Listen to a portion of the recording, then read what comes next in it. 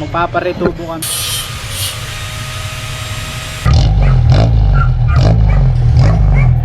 Gago, sira na yun pag namusok yung tambutso.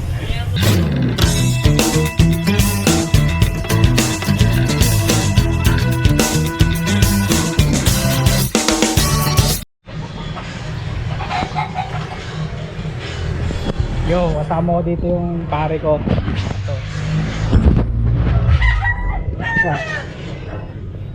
Anong gagawin natin dyan, pre? Retubo. Magpaparitubo kami. Dahil di naka-align yung tubo simula resonator. Ito, explain mo, pre. Explain mo dito. Ako. Hindi daw naka-align yung tubo, kaya naputol yung tubo na nandito.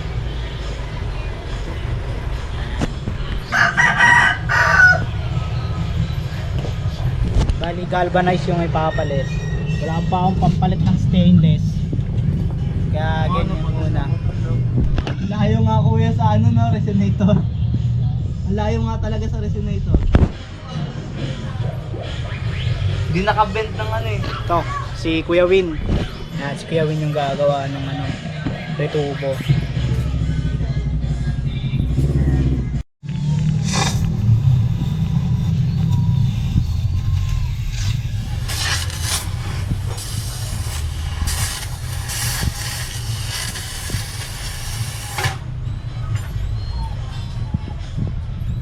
Tanggal. Yun na lang pala talaga eh, no? Parang design na lang yung tambucho dito. Ayun yung pinakaputol, oh, nandito na.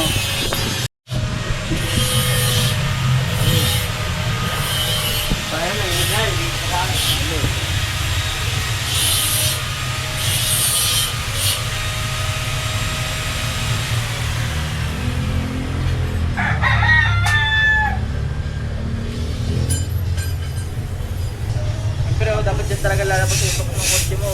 Gago, sira na yun pag namusok yung tambucho. Oo.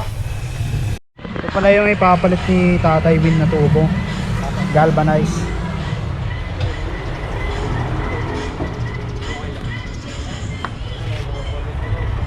Spot lang po. Medyo mga malaki. Yeah. Pwede rin po. Willie Win Muffler Shop. Tik sana gagamitin mo kayo. Sa tapat ng O-Save sa Banlat. Pero kaya pa parang ano lang.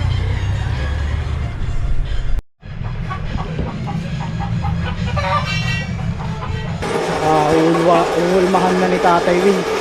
Magiging tama na. Para hindi mapuputulan ng tubo.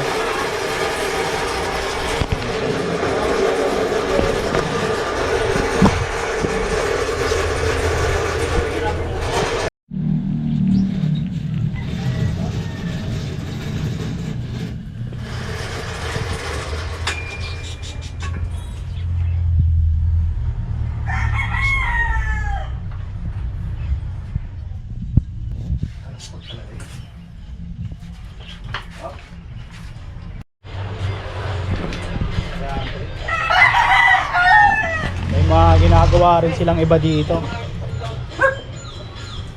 Ayun. Ito si Bossing. At sa Aerox niya. Boss, ano gagawin dyan? Lalagyan ng bank sensor. Ito. TSMP. Anong stage yan, boss? S3. X3? S3. S3. Stage 3.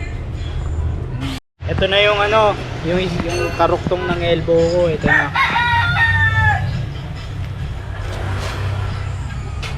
Tapos yung isa, dun, inuhulma pa dun. Sana sana okay na. Hindi naka-align. Ayos na siya. Pagka-uwi. Ito na yung isa. Bubuhay na siya. Ito na, kinakabit na nila Tatay Win yung tubo. Ilan yan sila? Sa dalawa, Kailangan pa rin makulit yan. tatlo silang gumagawa. Sana okay na, diba? Para sa susunod kung ano yung masunod. Depende sa lalim ng bulsa ko, kung malalim ba talaga.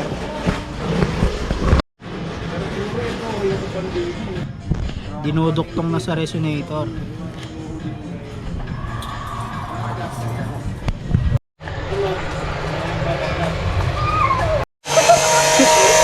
Kinumutan. Ang kulit. Oo, ang kulit ni Kuya. Kinumutan sa ilalim.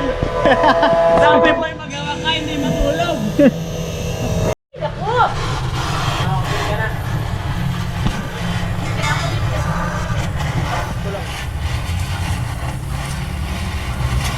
Eto na, duduktong na yung sa tambucho.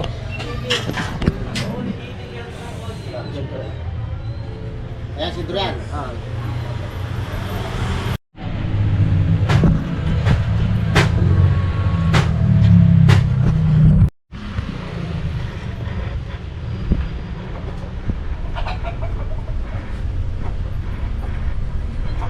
Okay na, testing na lang.